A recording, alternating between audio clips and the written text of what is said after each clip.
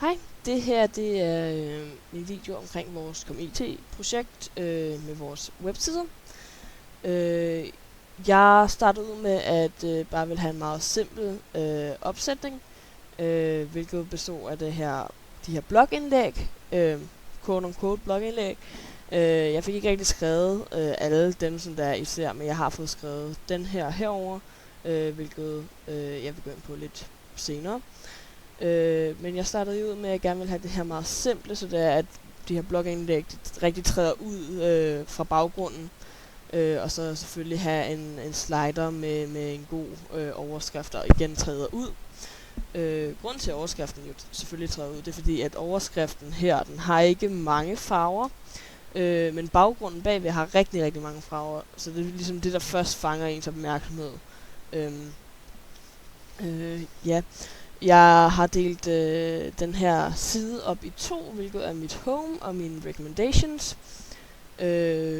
Jeg valgte lige at lave siden på engelsk, fordi at det er det, der passer bedst med temaet, fordi comics, det er noget, som primært foregår på engelsk.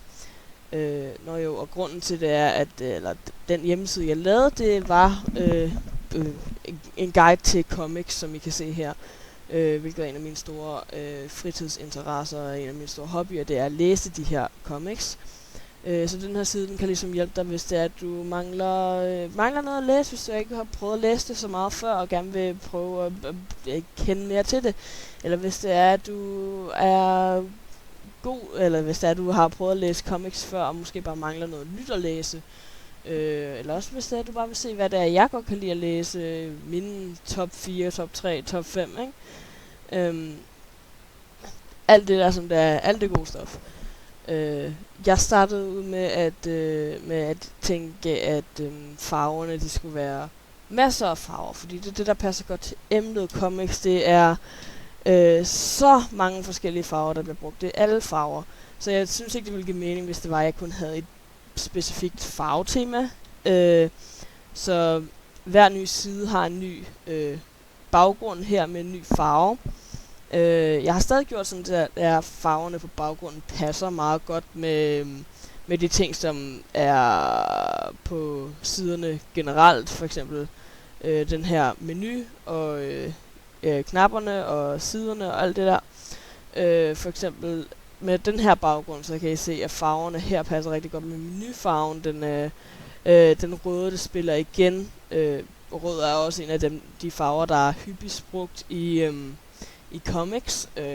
Så du vil se den farve træde meget igen også. Du kan se det med billedet fra den her comic. Rød, det er noget, der træder igen. Og så hvis vi går ind på recommendation, så kan du se, at så har jeg igen brugt det her meget simple opsætning med baggrunden. Altså der er en consistent farve, og så er der måske lige noget pynt til, som passer til, ikke? Og de her baggrunde, det er også nogen, der tilhører en comic-serie, som jeg synes er skidegod, ikke? Men den her baggrund, den passer jo for eksempel meget godt med tagsene og read more-knapperne. Og så træder menuen ud, og det gør de her også, fordi at det er nogle meget lyse farver. Når det gælder baggrunden her, så hvid, det træder meget ud imod det lyseblå, fordi det er en meget, meget stærk lyseblå. Og så havde jeg jo skrevet en artikel her, så hvis det er, at vi går ind under den, så kan I se, at jeg har også gjort det sådan, så det er, at baggrunden her, det hvide, eller det lilla her, passer med baggrunden herude. Så det er, at man får ligesom følelsen af, ja, det skal være der, og det passer så godt, og så videre, ikke?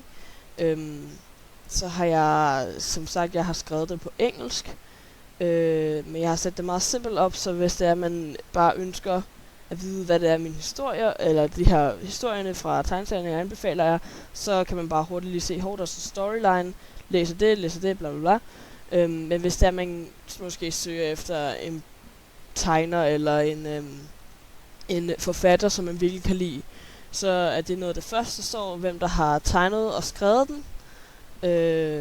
Og så sådan, hvornår den er udkommet, hvis der måske ikke er så glad for comics, der er 20 år gamle eller et eller andet, jo, ikke?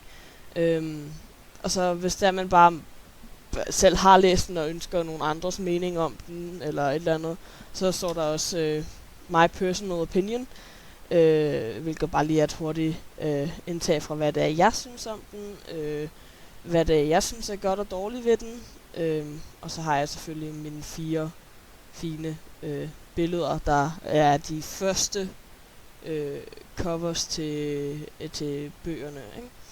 Og så i bunden har vi med share on Facebook, share on Twitter, LinkedIn, Pinterest, Google+. Og så har vi en favoritknap. Favoritknappen, det gør jo det der med, at hvis det er, at du siger, ej, jeg kan rigtig godt lide den her artikel, så kan jeg, det er en god liste, jeg vil gerne gå i gang med at læse dem alle sammen. Så favoritter du dem bare, næste gang du går ind, så kan du se dine favoritter.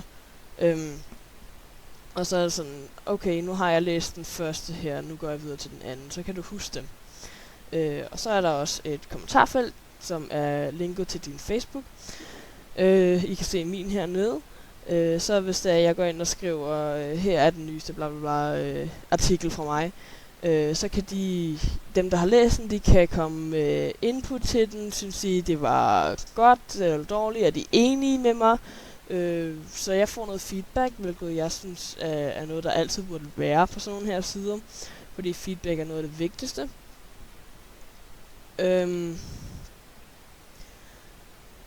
Og sådan, jeg synes, at det er igen meget vigtigt med de her mange forskellige farver med det, fordi man kan se, at min side, den har rigtig, rigtig mange forskellige farver, og det kan i nogens øjne godt virke lidt rodet. Det kan jeg 100% se, at det kan det godt være. Men jeg er bare det med igen, at det vil ikke passe med comics, og der kun var et farvetema, hvis jeg kun havde lavet rødt og hvidt. Det vil bare ikke passe, fordi at der er så mange forskellige farvetemaer. Der er nogen, der kun laver comics i sort og hvid, der er nogen, der kun laver det i én farve, der er nogen, der kun bruger specifik farve, så er der nogen, der bruger dem i alle regnbuens farver. Så det ville bare ikke fit ind med temaet af den her blog. Og ja, det er pretty much det. Yes.